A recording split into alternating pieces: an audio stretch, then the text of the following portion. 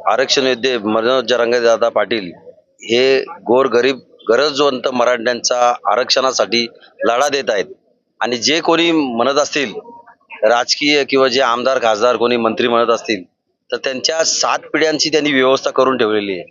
त्यामुळं त्यांना त्याची काय मराठा समाजाची त्यांना काळजी नाही किंवा त्यांना काही गरजही पडलेली नाहीये.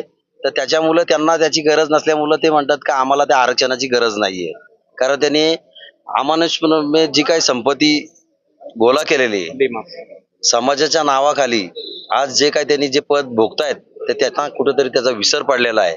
तर या ठिकाणी मनोज जरांगे दादांची प्रमुख जी मागणी आहे जे सगळे सोयऱ्यांची अंमलबजावणी करणे गरजेची आहे, ती सरकारने त्वरित करावी आणि मराठा समाजाला आरक्षण देण्याची कृपा करावी. नाही तर अन्यथा येणाऱ्या ज्या काही प्रसंगाला सर्वस्वी जबाबदार हा सरकार असेल आणि मराठा समाज